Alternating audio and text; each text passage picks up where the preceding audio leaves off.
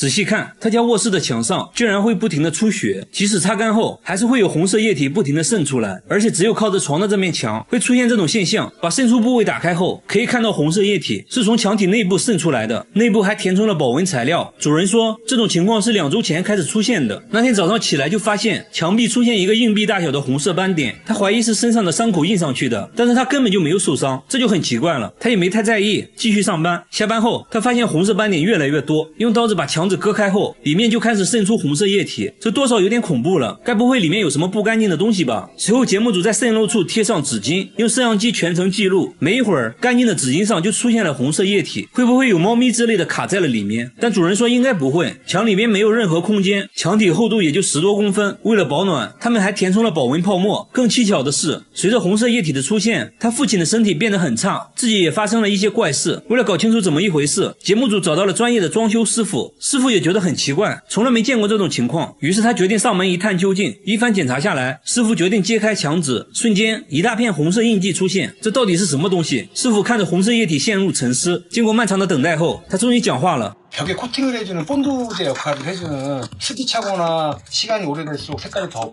빨개져요. 至于墙壁里为什么会出现水分，是因为3个月前外墙被拆除了一层，无法阻挡冷空气，导致墙壁凝结了很多水珠。至此真相大白，一切都是虚惊一场。但是下面这家人的墙壁就多少有点诡异了。每到半夜12点，整个公寓的墙就会传来一种凄惨的哭声，但是墙壁看起来就是个正经墙壁。主人说，有声音的时候墙壁都会震动，并且整个房间都有回声。你可以想象一下，半夜12点，全方位立体环绕的哭泣声有多瘆人。主人说，声音是从3个月前开始的，每天晚上都会持续90分钟。随后播放了自己录到的声音。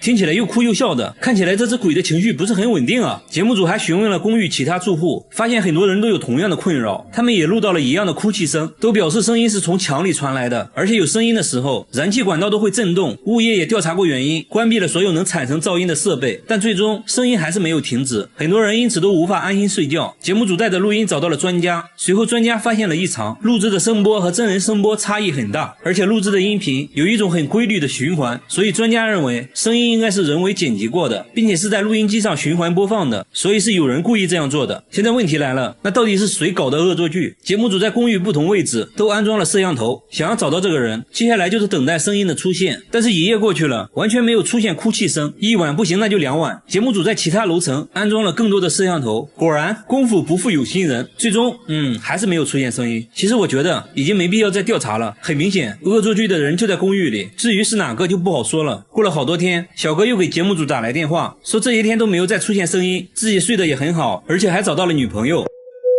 好的。同样遭遇灵异事件的还有下面这位大叔，他每次开车来到这个路口，后备箱就会不受控制的自动打开，就好像有什么东西要上车一样。这不，大哥拉着节目组刚来到这里，后面突然就传来声音，后备箱又自动打开了，即便手动关闭，他还是会当着大家的面自动打开，完全不给面子。但是除了这个路口以外，车子都是正常的，后备箱也不会自动打开，而且其他经过这个路口的车也没有发生这种情况，只有大哥的车会这样。即使在白天，只要经过这里，后备箱就会无缘无故的打开。大哥怀疑这个路口之前出过事故，有一些脏东西看上了自己的车，大哥越说越害怕，于是和节目组约定白天再研究。第二天，工作人员直接钻进了后备箱，拿着摄像机想要记录一下后备箱是如何自动打开的。一切准备就位，大哥开着车就来到这个路口，录像显示后备箱在没有任何外力的作用下又自动打开了，摄像小哥也没有发现任何异常。那现在只能使用排除法了，开车来到路边的汽修店，师傅仔细检查了后备箱的机械锁，也没有发现任何问题。那会不会是这个车型的设计缺陷呢？节目组又找来了同款车型，开车来到这个路口，一切正常，后备箱没有任何反应。没办法，最后节目组找到了 4S 店，师傅对车辆检查后发现车辆之前安装了后备箱遥控锁，问题可能就出在遥控锁上。师傅说，如果路口附近的设备频率和你遥控钥匙频率一样的话，等你开车经过就会出现后备箱被打开的情况。现在要做的就是找到附近具有相同频率的设备，随后发现相同频率的信号就是从路口的商店传出来的，而这个设备正是商店的感应门铃。节目组拿着设备想要测试一下，结果却并不能打开后备箱，原来只有相同的频率也不行，还需要频率的密码和车辆遥控器密码一样才可以。也就是说，这个路口肯定存在一个频率和密码都和车辆遥控器一样的设备，所以每次经过这里，后备箱就会自动被打开。至此真相大白，大哥决定更换遥控器密码，以后就可以安心的经过路口了。好了，我是月贝，关注我，每天一个迷惑行为大赏。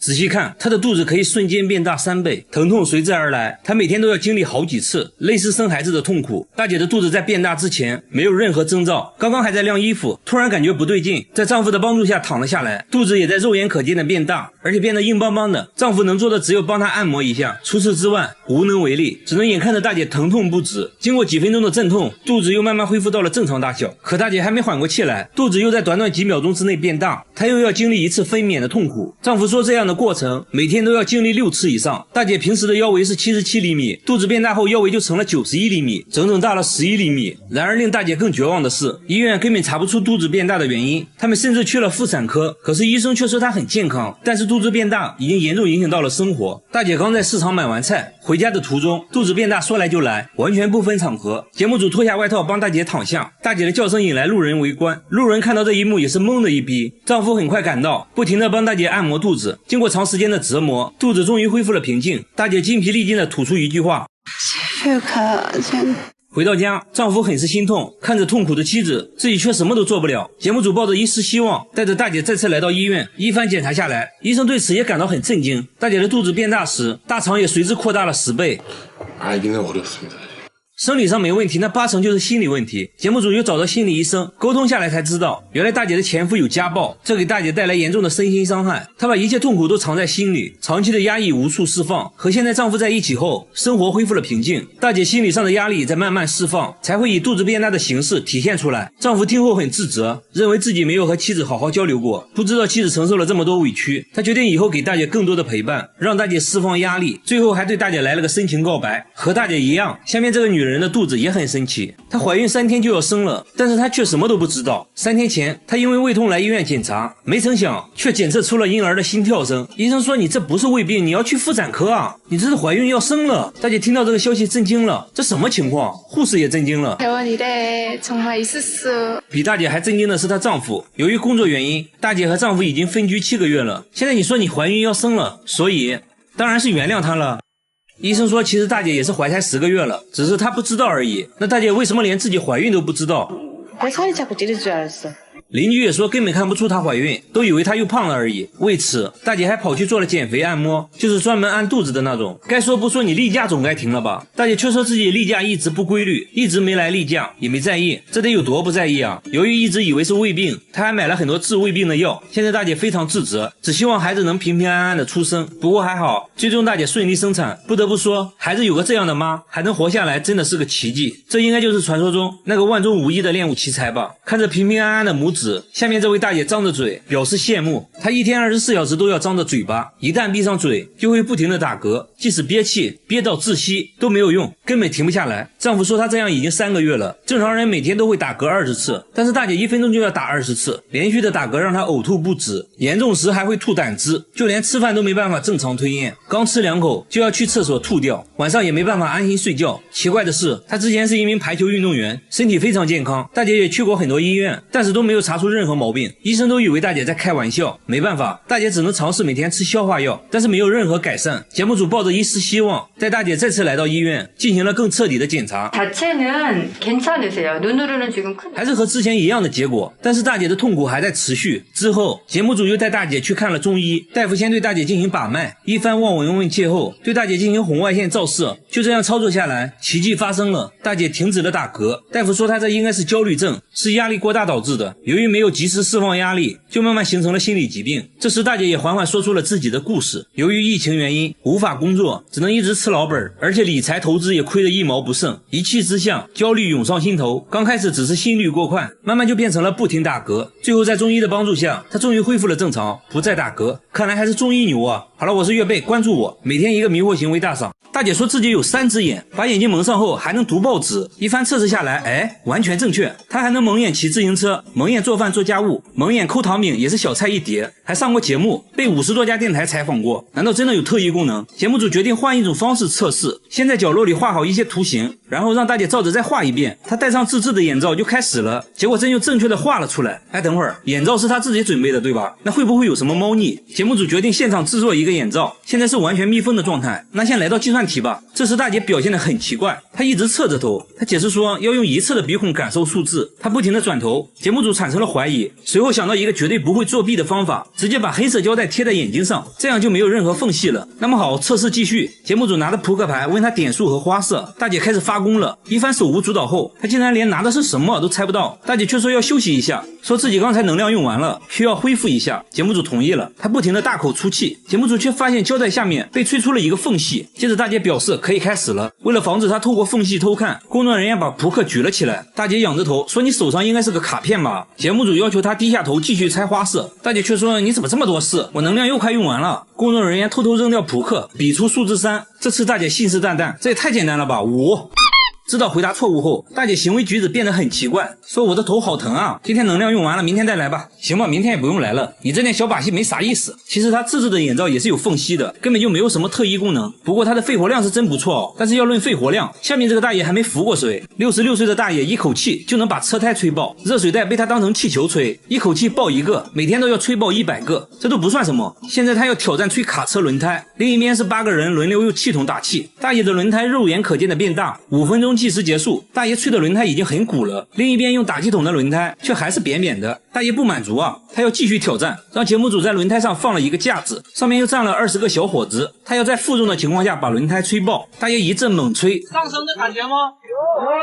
咱们中国的轮胎质量属实不错，大爷吹了10分钟，硬是没吹爆。等人都下来后，轮胎嘚一下就变大了很多。这天，大爷想要挑战极限，吹挖掘机轮胎，这玩意儿可比卡车轮胎难吹啊！司机露出了难以置信的表情。只见大爷半蹲马步，一口接一口往里吹气，轮胎很快就有了起色。毕竟是挖掘机轮胎，吹到一半的时候最困难，吹了好几口也不见起色。周围人不停地给大爷加油打气，大爷摘下帽子擦了擦汗，体内的小宇宙正在爆发。接着额头青筋暴起，一阵猛吹，最终轮胎被大爷吹了起来。那他是怎样练成这项绝技的？原来30年前，大爷最喜欢的就是钓鱼，但是没船就没办法去湖中钓，他决定用轮胎代替船，但是没有打气筒，于是尝试用嘴吹气。这一吹不要紧，他吹出了新高度，没一会儿就把轮胎吹得硬邦邦，慢慢就变成了一种爱好。大爷说不会停止挑战，要再吹他个50年，只要有我在的地方就不允许出现打气筒。大爷的嘴属实厉害，下面大叔的手上也有绝活，大叔一巴掌就能抓到10只苍蝇，一天徒手能抓1万只，抓过的苍蝇足足装了4大袋。菜市场的苍蝇见了他都吓尿了，只要他出手绝对不会落空，百发百中，没有一只苍蝇能活着逃出他的手掌心。摊位老板纷纷拍手叫好，旁边大叔看了也想试试，不过动作属实有点滑稽。工作时，一只苍蝇落在了桌子上，他慢慢靠近，苍蝇察觉不对立马就跑，但是太晚了，大叔一巴掌送走了他。仔细观察后发现天花板还有一只，迅速丢出乒乓球，一击致命。那他为啥痴迷于抓苍蝇？原来大叔是一家保洁公司老板，13年前和客户吃饭谈合作，大叔想让客户尝尝本地特色菜，结果菜里有一只苍蝇，客户愣住了，你们特色菜是苍蝇炒鸡蛋啊？就你这样还做保洁呢？客户当场愤然离去，大叔分分钟损失几百万，对苍蝇那是恨之入骨。从那以后，他开始训练自己的反应力，练习抓蝇龙抓手，对着树练习7伤拳，手背都磨出了厚厚的老茧，就这样练出了100%空手抓苍蝇的绝技。1年时间内抓到的苍蝇装满了4大袋，还把苍蝇做成了标本，仔细研究。现在公司还推出了一项免费抓苍蝇的服务。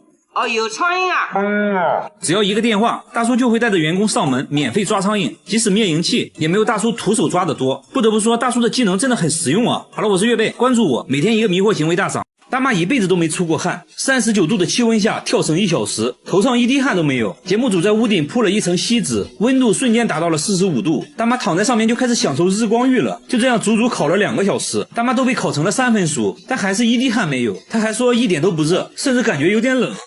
节目组又带大妈来汗蒸，汗蒸房现在65度，没一会儿，同行的大妈已经大汗淋漓，她却一点反应没有，还说温度能不能再高一点。周围人都看呆了，露出了一副没见过世面的样子。1小时后做个对比，大妈的额头还是一滴汗没有。大妈说小时候家里穷啊，一天饿3顿的，根本没关注过出汗这件事。结婚后呢，丈夫又死得早，她成了家里顶梁柱，更没时间关心自己了。现在孩子们都大了，不用自己操心了，她想要体验一下出汗的感觉。节目组带她来医院检查，医生想要确认下大妈是否真的不出汗，在她手上涂了一种遇到水就会变成紫色的液体，又撒上了一些白色粉末，接着放在烤灯下面烤了1个小时后，结果手指纹路上都变成了紫色，说明大妈还是会出汗的，只是量比较少。医生说出汗少其实对身体健康没太大影响，这些大妈也放心了，原来自己和正常人一样也还是会出汗的。然而下面这位小姐姐的情况和大妈完全相反，他10分钟就会出1斤汗，双手就好像刚洗完一样，腋下每时每刻都湿漉漉的，甚至会有汗珠从腋下流出来。节目组做了个测验，不到1分钟，汗水以肉眼可见的速度冒了出来，甚至直接滴了下来。看恐怖片的时候，那双手简直成了水龙头，被子都湿透了一大片啊，这就很夸张了。他不得不带着一块毛巾随时擦手，这给他的生活带来了很大困扰。想吃零食挨不行，太滑了根本撕不开，想要玩一会儿游戏，结果触屏就没反应了，必须要往身上蹭2下抹去汗水。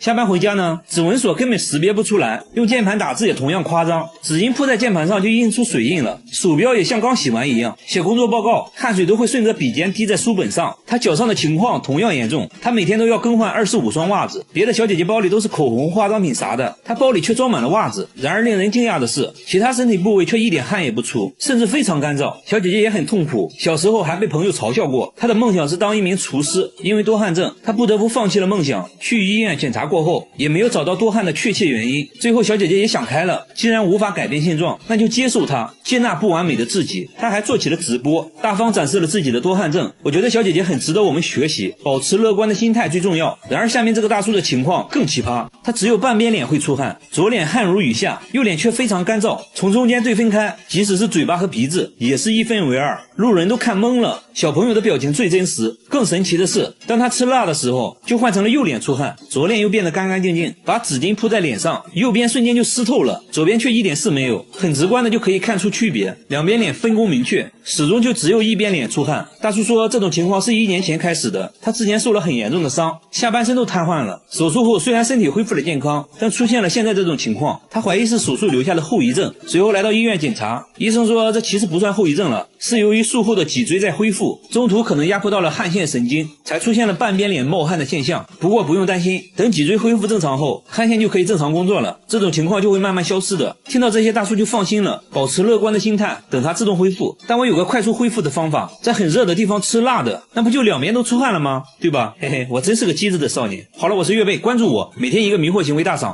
他要挑战2天减肥40斤，还说减肥是世界上最简单的事。现在体重192斤，腰围104厘米。废话少说，挑战开始。他先穿上6件保暖内衣，外面再套上2件羽绒服。要知道这可是夏天啊，外面气温38度。这还没完，他竟然打开了取暖器，就这样在密闭的房间内跳绳，1分钟要跳200个。没一会儿他就满头大汗了，但他并没有停止，跳了整整3小时。完事后脱掉上衣，轻轻一拧。他信誓旦旦地表示已经减掉10斤了，开什么玩笑，来直接上秤。我去，184斤，3个小时内竟然减掉了8斤。他没有休息，连口水都没喝，接着来到健身房，穿着羽绒服跑步，周围人都看呆了，这该不会是个傻子吧？就这样运动加节食24小时后再次上秤，现在体重减到了177斤，24小时内一共减掉了15斤。照现在的速度来看，2天减40斤，感觉真的能实现啊！挑战还在继续。第二天一大早，他就穿上羽绒服开始跑步了，还都是跑的上山路。回家后妈妈喊他吃饭，他却在冰箱拿了2块冰块含在嘴里，继续疯狂跳绳。现在已经过去了32小时，就要进入最后的冲刺了。结果节目组却在街边的便利店找到了他，他竟然偷偷的吃烤肠，接着还喝了1罐可乐，还说不吃饱哪有力气减肥。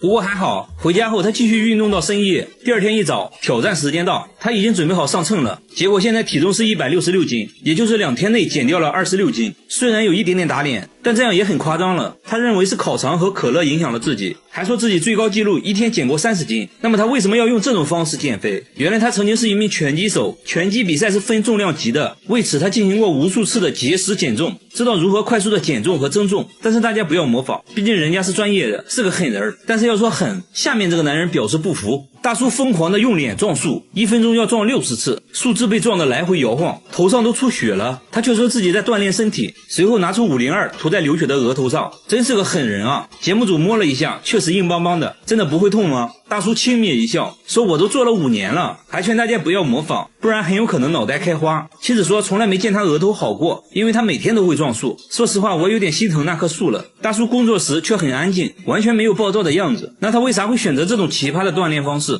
原来大叔曾经也是个拳击手，因为比赛打得不好，根本赚不到什么钱，但是要养一家老小，他不得不退出拳击，最后开了个修鞋店，而且店铺所在区域治安很差，他要让别人都知道自己不好惹，这样就没人可以找自己麻烦了，所以就开始撞树了。节目组决定给大叔一个惊喜，带他来到一家拳击馆。面对久违的沙袋，大叔跃跃欲试，激动地说自己已经30年没来过拳击馆了。说着说着声音都沙哑了，熟练地缠上拳击绷带，和陪练一阵切磋。毕竟久出战场，看得出来力不从心，但是大叔还是很开心，这是自己的梦想啊。大叔受伤会用502，然而下面这个大爷也会用一个奇葩的东西。他全身贴了100张狗皮膏药，手上来1张，额头来1张，耳朵下巴也不能少，除了眼睛都贴上了狗皮膏药，然后就安心的笑了。家里还存了上百箱的膏药，但妻子却说他根本就没病，也没有关节炎，甚至比同龄人还要健康，吃骨头比狗吃的都快，下地干活也没有任何问题。由于身上贴满了膏药，太阳一晒就会变得很烫，所以他不能长时间在地里干活。村里人都不能理解大爷为啥要给自己贴膏药。每天晚上睡觉前，妻子会帮大爷贴膏药，不一会儿就用掉了100张，只有这样大爷才能安心的睡觉。长期贴膏药对他皮肤造成了严重伤害，有些部位出现了溃疡。节目组带他来医院检查，医生说由于膏药的刺激，他得了皮炎，必须马上停止贴膏药。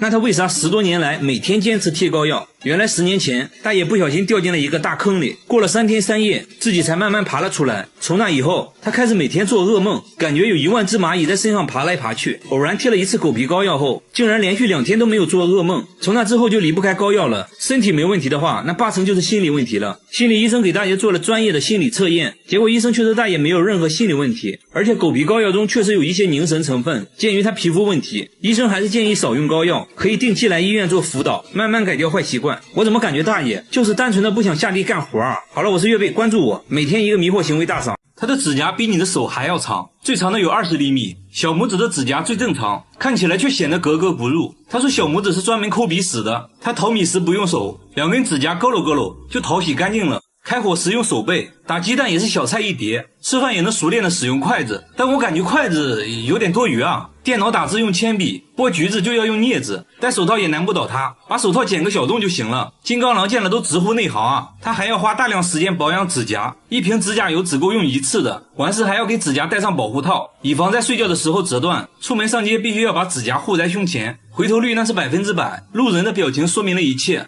大姐不仅指甲长，头发也很长，头发都能拖到地板上，我觉得她眼眉超丰都不用化妆，即使是周围邻居在晚上遇到大姐也会被吓到。邻居都想不通大姐为啥要留那么长的指甲。原来大姐从小就爱臭美，最喜欢做的就是涂指甲油。有一天晚上做梦，梦中人告诉她无论发生什么都不能剪指甲，否则就会遭遇不幸。刚开始大姐也没当回事，这不就是个梦吗？但是每当她剪指甲就会心跳加速，剪完指甲就会生病，后来就开始一直留指甲了。为了让自己的指甲显得不那么诡异，大姐来到美甲店，店主刚开始也被吓了一跳。店主在大姐指甲上画上图案，这样又显得可爱多了。大姐说会一直留着指甲，准备以后出演梅超风。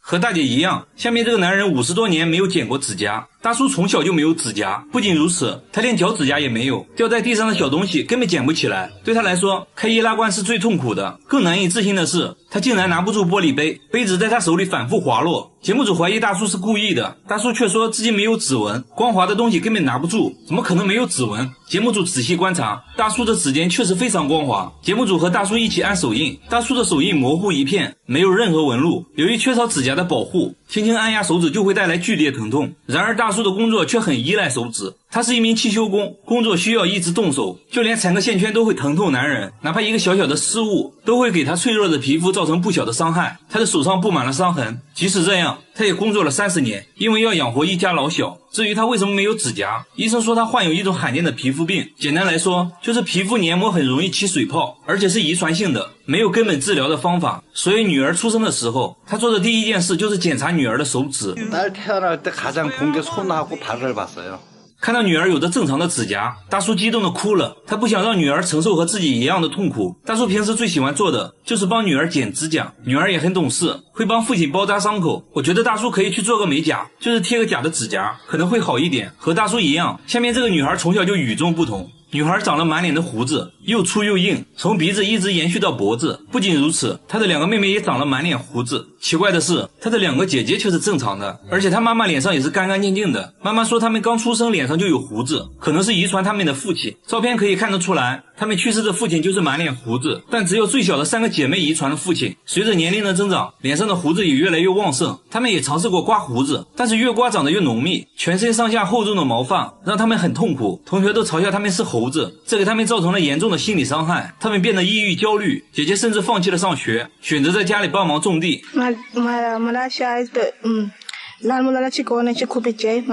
毛发摧毁了他的梦想。为了让2个还小的妹妹摆脱毛发的束缚，他带妹妹来到医院，医生拿放大镜仔细检查，说就算是遗传，这种情况也是非常罕见的，在学术界还没有和他们一样的案例。医生给他们做了激光脱毛，但很快胡子又长了出来。医生把毛发样品寄到了研究所，现在只能等待分析结果。虽然不确定有没有治疗方法，但只要有希望，等待的过程也是开心的。那最后就祝他们早日恢复正常，继续追逐梦想。好了，我是月贝，关注我，每天一个迷惑行为大赏。这个车载导航太诡异了，主人每次导航回老家都会导航到坟墓，明明前面就到家了，导航却要求掉头。那行吧，节目组决定跟着导航看看究竟。前面已经没路了，他们步行来到导航目的地，结果目的地就是一个坟墓。那这是谁的坟墓呢？ 여기가 우리 어머님 산소예요. 사실 어머님이 1년 전에 돌아가셨거든요. 집 주소를 이제 내비게이션에다 찍어오면 꼭 여기를 가르쳐줘요. 从地图上可以看得出来，坟墓和老家之间的距离很近。节目组猜测有可能是导航本身故障，才导致位置偏差。毕竟导航出错还是挺常见的。结果维修人员检查过后，都说没有任何问题。那现在只能使用排除法了。节目组又安装了同一款导航，让2台设备同时导航到老家。真的是奇怪，2台设备都导航到了坟墓，即使更换了不同品牌的导航，结果都一样。设备没问题的话，那有可能是信号问题。毕竟老家在山沟里，信号肯定不太好。专家也说，如果信号不好的话，最终的导航结果会有1公里左右的偏差。为了验证这个说法，节目组导航了村里其他地址，结果都准确无误的到达。现在唯一有可能的就是老家地址是错的，但身份证上面老家地址就是607啊，而且导航设置的目的地也是607。一时间，关于导航的谣言越来越多，村口情报站的大爷大妈也是议论纷纷，事情越来越灵异。毕竟是走进科学节目，肯定要搞清楚这到底怎么一回事。节目组咨询了村长，村长说他母亲坟墓所在的山头之前也是属于村里的，后来被划分出去了，那会不会是地址重新划分导致的？随后节目组来到测绘局咨询，电子地图上显示他家原来的地址编号607，现在被标注为坟墓所在的山头，而现在他家的地址标注的是757。至此真相大白，一切都是由于地址更新导致的，导航没有错，现在的607就是坟墓所在位置。我们再一次走进了科学。发生类似诡异事件的还有下面这个村，每到凌晨3点，整个村子就会传来类似电话拨号的声音。 小姐姐是第一个听到这种声音的，说声音是从1个月前开始的，而且确定凌晨3点没有人打过电话。接着播放了自己录到的声音。节目组决定等到凌晨3点，看声音会不会出现5、4、3、2、1。此时所有人的电话都已经关了，小姐姐认为声音是从外面传来的。隔天，节目组在可疑区域都安装了摄像机，又到了凌晨3点，声音准时传来，摄像机也没有任何发现。白天，节目组走访了附近的村庄，想要找到一些线索，然而附近村庄里的人都说没有听过这种声音，无功而返。节目组又回到小姐姐所在的村庄，村里的大喇叭引起了节目组的注意，村民说那喇叭很久没用了，电线都断了。随后在村里又看到了一个广播喇叭，村长说由于疫情原因，也已经很久没用了，但是除了这2个可疑的喇叭外，就没有其他能发出声音的设备了。节目组决定安装摄像机监控一下，每到凌晨3点，整个村子就会传来类似电话拨号的声音。又来到了凌晨3点，声音再次准时响起，但可以确定的是，声音就是从第2个广播喇叭里传来的。但此时并没有人进入广播站。第2天，村长带节目组来到广播站，村长说广播设备只有自己有钥匙，除了自己，其他人就算闯进广播站也无法使用广播设备。村长还展示了自己的广播记录，最近1个月都没有播过，这就很奇怪了。节目组拿着录音找到声音分析专家，专家说这确实和电话拨号的声音很像。专家结合电话按键时发出的不同声音，分析出了具体的按键号码，连起来的数字并不是电话号码，而且每个按键的间隔时间是一样的，正常人手动拨号是无法做到的。专家认为应该是广播设备自己发出的噪音。随后节目组联系到了广播设备的售后，经过长时间的排查，售后终于找到了问题所在。售后说设备每天都有一个固定的运行信号，可以理解为设备重启信号。这台广播设备的重启信号设置在了每天凌晨3点，这个一般是不会被广播出去的，但恰巧这台设备的放大器坏了，才导致这个微弱的信号被放大，并且广播了出去。一切都是虚惊一场，毕竟走进科学是不允许有灵异事件存在的。好了，我是月贝，关注我，每天一个迷惑行为大赏。